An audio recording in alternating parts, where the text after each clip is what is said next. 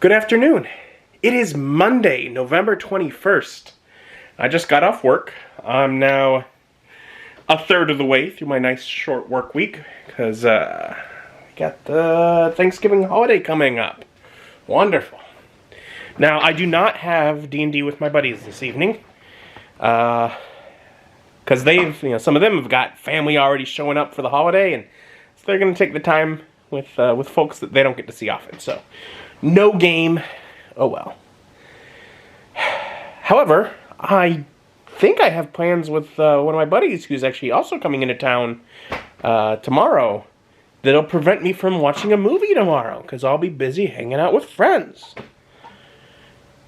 So these two added up pretty well in my mind to say, why don't I do movie day today?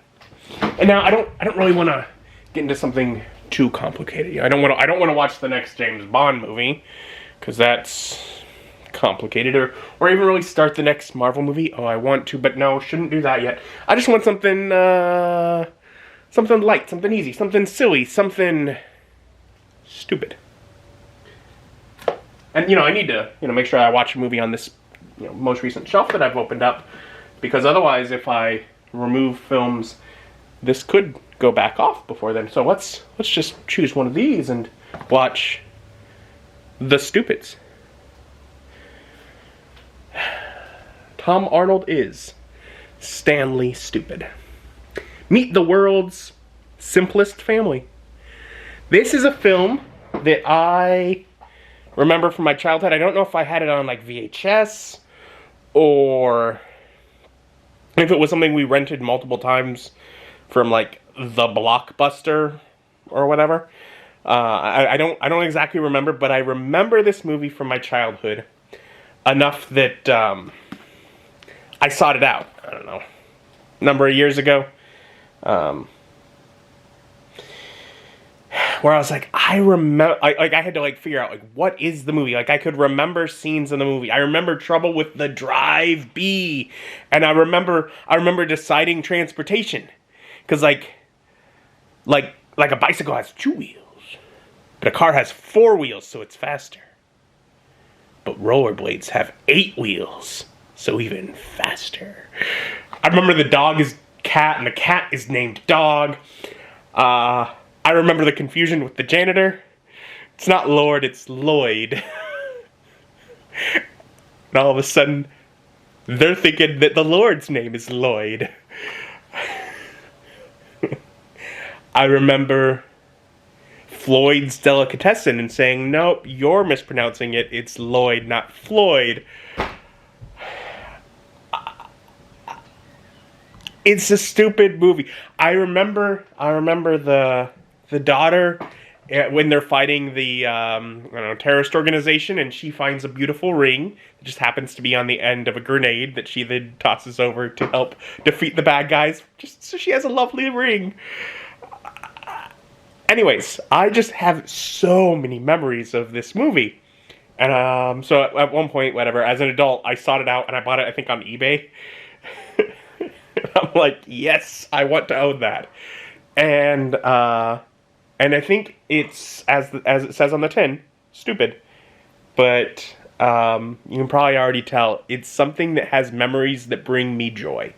And it's been a bit, quite a few years since I've actually watched it, so I'm gonna do that.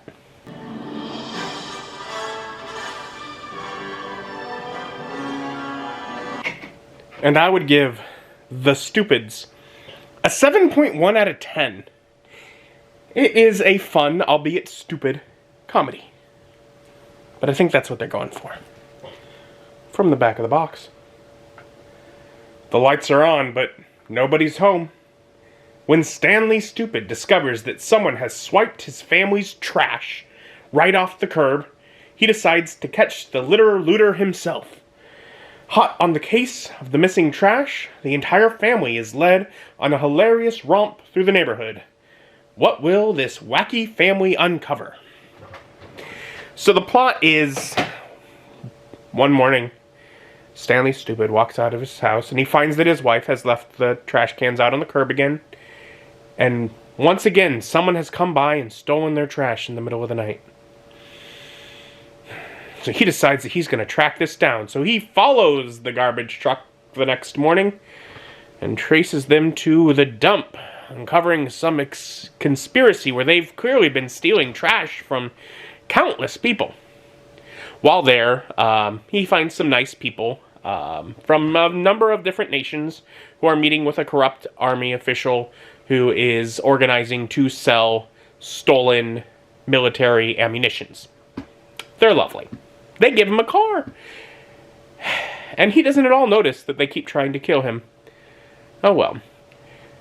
Meanwhile, while he's gone, his children discover that he's missing, so they leave a note for Mom that they're going to the police because it seems Dad's been kidnapped. Sincerely, your children.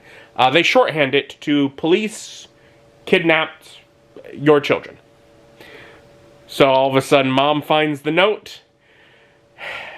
Hilarity ensues with her trying to figure out what's going on. Eventually, they're reunited. The family eventually all gets back together. And it comes down to this conspiracy all has to do with Mr. Sender. You see, Stanley used to work at the Postal Service until he uncovered a conspiracy that there was a lot of mail that was being returned to some individual named Sender. So they track down Mr. Sender with the phone book, Charles Sender, to his job at the museum. Where Stanley and his daughter Petunia die. Or maybe they end up in the, the room where they show off, like, the stars at night, and they turn on the, and all of a sudden it looks like they're in heaven, and they meet the Lord. No, they meet Lloyd. It's pronounced the janitor. I love it. And he says, you're not supposed to be here. Go through that door marked exit. You'll get back to your car. He sends them back on their way. They don't have to stay dead. Meanwhile,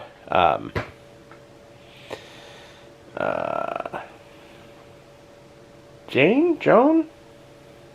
Mrs. Stupid and her son, Buster, are looking about trying to find clues to find this Mr. Sender, and they find his itinerary and also a time machine. Maybe it's an elevator that goes to different exhibits, but it looks like a time machine. So Buster makes his name the first written word by graffitiing up the museum.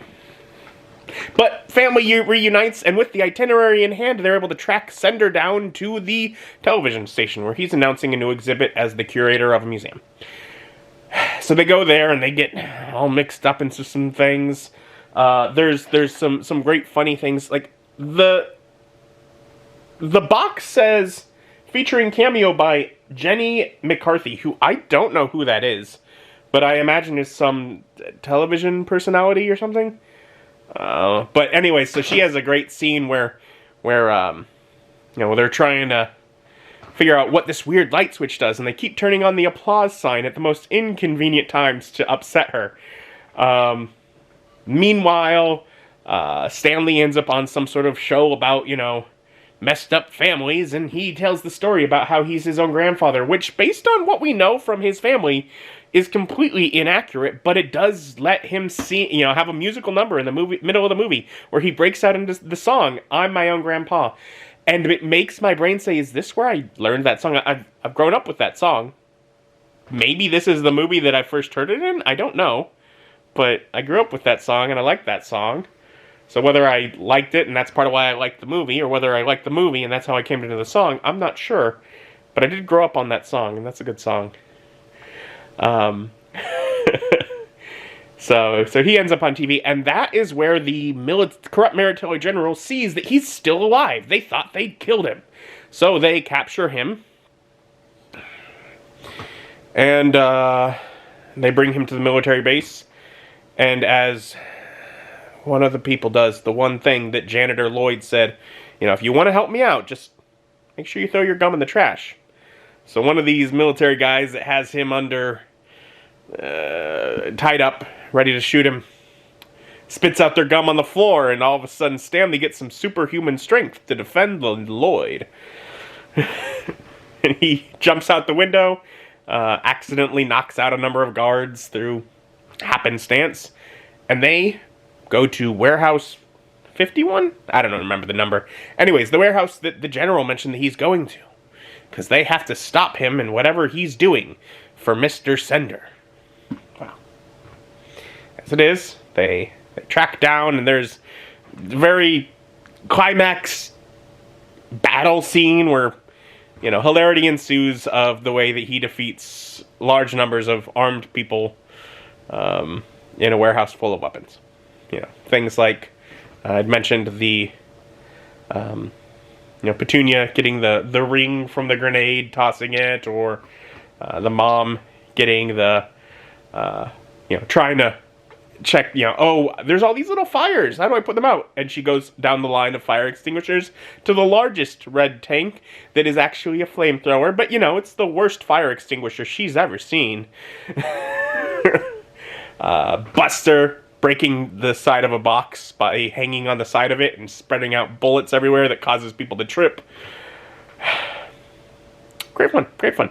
So they managed to get all these people, arrested, all these terrorist people, but the leader gets away. So as they safely return home, he is waiting for them, ready to get his revenge. However, there was a point where they had dialed,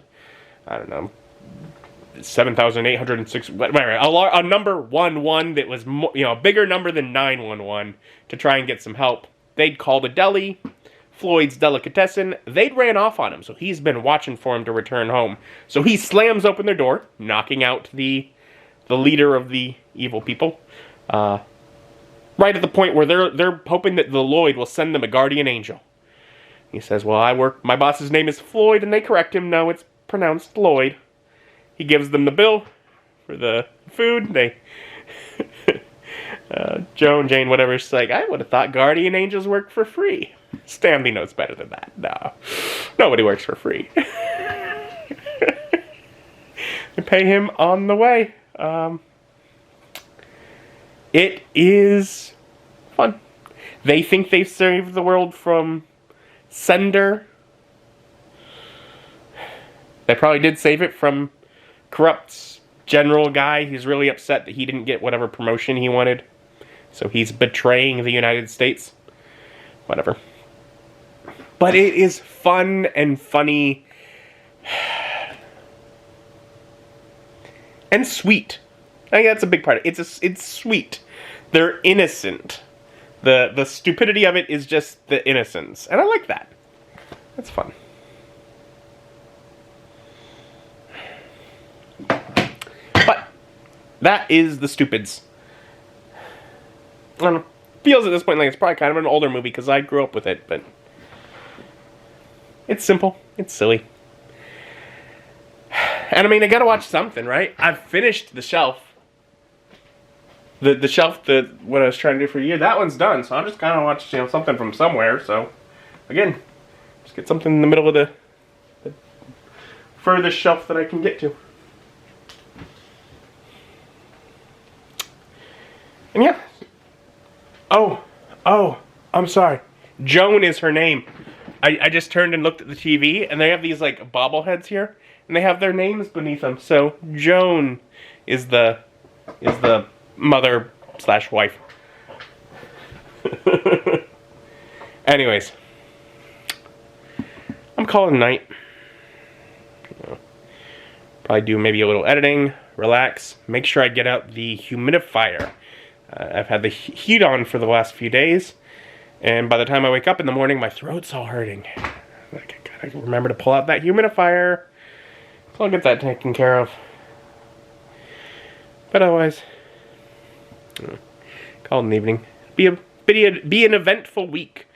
Of course, behind on vlogs, but I don't know if I'm gonna have any days to skip this week. It's a busy one.